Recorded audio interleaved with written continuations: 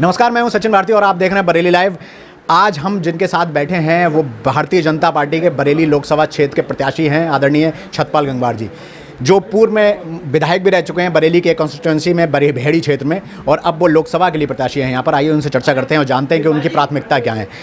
छतपाल जी, सबसे पहले तो बहुत बहुत शुभकामनाएं, आपको बहुत बहुत बधाई। धन्यवाद आपका, आपके चैनल को प्रणाम करता हूं। और आप जो प्रश्न करेंगे मैं कोशिश करूंगा उनका कुछ।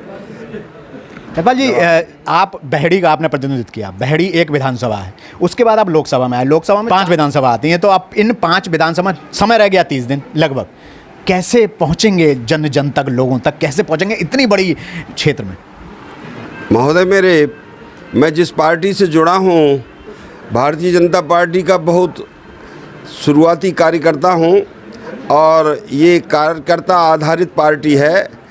और ये कार्यकर्ता वो टेम्परेरी वाले नहीं हैं कि चलो इलेक्शन आ गया तो चलो अब कार्यकर्ता बना लो जल्दी से और उनको फिर काम बता दो, वो काम करें। ये वर्षानुवर्ष काम करने वाले कार्यकर्ता, और मैं तो उनको देव दुर्लभ कार्यकर्ताओं की टीम बोलता हूँ कि भगवान को भी दुर्लभ है, ऐसी हमारी कार्यकर्ताओं की टीम है। उनके बलबूते पर सारा काम होगा, और उनका सबका, हमारा तो प्रचार का 80-90% काम पूरा हो चुका मेरे महोदय। और पन्ना प्रमुख तक केवल बोर्ड पढ़ना बाकी है, वो सब तक हिसाब किताब हो गया है कि सबको ज़रा कौन कहाँ किस किस का बोर्ड डलवाएगा, कैसे करेगा, कहाँ से उनको जल्दी सूचना देता हुआ वो सब। और इसलिए भारतीय जनता पार्टी ये 24 घंटे काम करने वाली पार्टी है, और उसके नेता भी इसी प्रकार के हैं, अनथक परिश्रम। और इसलिए उनके बल पर भारतीय जनता पार्टी बरेली लोकसभा का बहुत लंबे अंतर के साथ परचम फहराएगी, ऐसा मैं आपके चैनल से बताना चाहता हूं, और अपने कार्यकर्ताओं को प्रणाम वंदन करता हूं। धन्यवाद। छतपाल जी, क्या प्राथमिकता रहेंगी, जो ऐसी कौन सी चीज़ें छूट गई हैं जो पूरी करनी है आपको? महोदय, ये बरेली नगर निगम, नाथ नगरी, और इसको स्मार्ट सिटी बनाने के लिए काम किया। ये दो विधानसभाएं यहाँ लगती, 3 विधानसभाएं ज़िले की और हैं, भूजीपुरा विधानसभा, मीरगंज विधानसभा और नवाबगंज विधानसभा। ये तीनों विधानसभाओं में जो भी विकास कार्य हुए हैं वो तो सब होंगे ही होंगे, पर विशेष रूप से ये जो स्मार्ट सिटी है, इसमें प्रदेश सरकार ने और भारत सरकार दोनों ने बड़ा बजट दिया है। फ्लाईओवर बने, चौराहे बने हैं, सुंदरीकरण हुआ है, साफ सफाई, वो सारी चीज़ें, व्यवस्थाएं बहुत तेज़ी के साथ यहाँ पर विकास कार्य मैंने देखा है। और जैसे जैसे संपर्क में आऊँगा वहाँ पर देखूँगा, मैं भी उन कामों को और गति दूँगा। जैसे कल मैं उधर गया था, सीबीगंज के पास में, उधर लाइन पार, और उस गांव में उधर से जब लौट के आया तो फाटक बंद, और मुझे लगभग 1 घंटा वहाँ खड़ा रहना पड़ गया। गाड़ी पे गाड़ी निकल नहीं थी। इसके कारण से मुझे लगा कि अरे यहाँ तो फ्लाईओवर बड़ा ज़रूरी है। जिस क्षेत्र में इस ढंग का आवागमन का व्यवस्था नहीं बनती, वो क्षेत्र अविकसित रहता है। मैंने जिस क्षेत्र में वहाँ बढ़िया चौड़ी सड़कें, वहाँ की ज़मीनों की कीमतें बढ़ गई जनाब, कम से कम 60 65 लाख रुपए बीघा की ज़मीनों की कीमत हो गई है। इसलिए ज़रा विकास बढ़ेगा, और जहाँ कुछ दिखेगा, वैसे अधिकांश काम हो चुका है।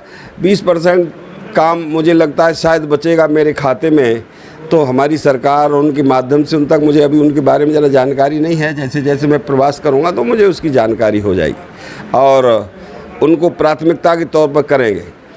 ग्रामीण अंचल में भी ग्रामीण जनजीवन, चूँकि मैं खुद में ग्रामीण हूँ, तो उनकी समस्याओं को मैं बहुत बखूबी जानता हूँ, और उनके लिए कैसे उनके जीवन में कुछ बदलाव लाया जाए, उसके बारे में, चूँकि मैं अर्थशास्त्र का विद्यार्थी रहा हूँ, और इसलिए उनके बारे में मुझे और ज़रा किसी को और बताने की आवश्यकता नहीं। मैं उस काम को बखूबी करूँगा। मैंने ये काम विधायक रहते हुए बहेड़ी में किया है, जिसको कहीं विश्वास ना हो रहा तो वो वहाँ देख के आए।